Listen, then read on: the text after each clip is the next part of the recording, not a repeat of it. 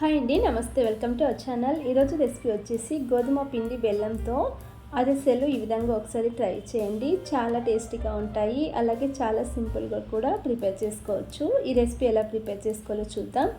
అందుకోసం ముందుగా స్టవ్ పైన బౌల్ పెట్టుకొని 1 కప్ బెల్లం తీసుకుంటున్నాను. అలాగే 1 కప్ వాటర్ వేసుకోవాలి. బెల్లం కరిగేంత వరకు మీడియం ఫ్లేమ్లోనే ఈ విధంగా మిక్స్ చేసుకుంటూ కరిగించుకోండి.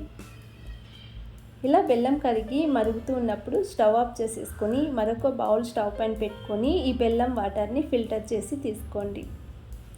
ఇలా ఫిల్టర్ చేసుకున్న బెల్లం వాటర్ మరొకసారి మరుగుతూ ఉన్నప్పుడు ఇందులోనే 1 కప్ బెల్లం, 1 కప్ వాటర్ వేసుకున్నాం కదా, 3/4 కప్పు వరకు గోధుమ పిండి వేసుకుంటున్నాను.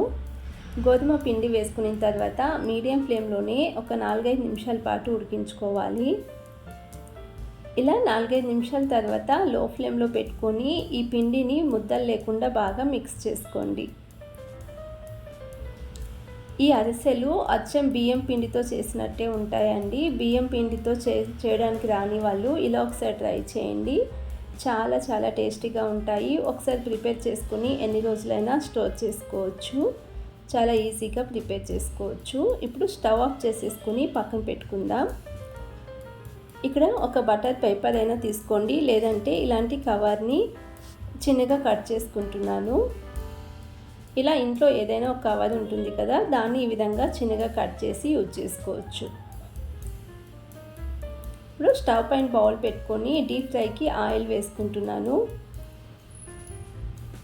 తర్వాత ఒక 4 టీ స్పూన్స్ వరకు పెరుగు తీసుకోవాలండి. అలాగే 1 టీ స్పూన్ గసగసాలు తీసుకుంటున్నాను. ఈ కవర్ పైన పెరుగు రాసుకొని మేము ఈ పిండి కొంచెం కొంచెంగా తీసుకొని అరిసెల్లా ప్రెస్ చేసుకోండి.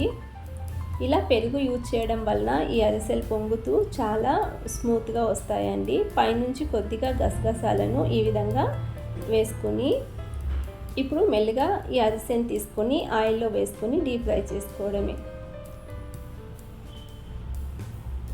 ఇలా అన్ని అరిసెలు ఇదే విధంగా ప్రిపేర్ చేసుకోండి. మీడియం ఫ్లేమ్లోనే 2 వైపులు గోల్డెన్ కలర్ వచ్చేంత వరకు డీప్ ఫ్రై చేసుకుని ఇలా ఆయిల్ ప్రెస్ చేస్తూ సపరేట్గా తీసి ఒక ప్లేట్లో తీసుకోండి. ఈ విధంగా ప్రిపేర్ చేసుకుంటే గోధుమ పిండి అరిసెలు రెడీ అండి. చూసారు కదా ఎంత సింపుల్గా ప్రిపేర్ చేసుకోవచ్చు. మీరు ఈ విధంగా ఒకసారి ట్రై చేయండి. ఒకసారి ప్రిపేర్ చేసుకుని ఎప్పుడైనా స్వీట్ తినాలి అనిపించినప్పుడు ఇలా హెల్తీగా తీసుకోవచ్చు. చూడండి ఎంత చక్కగా వచ్చాయో. అచ్చం బియ్యం పిండితో చేసినట్టే ఉంటాయి. అదే టేస్టు, అదే రుచితో ఉంటాయండి. ఆ బియ్యం పిండితో చేయడానికి రాని వాళ్ళు ఇలా ఒకసారి ట్రై చేయండి. అలాగే రెసిపీ నచ్చినట్లయితే ప్లీజ్ ఛానల్ని సబ్స్క్రైబ్ చేసుకోండి, లైక్ చేయండి, షేర్ చేయండి.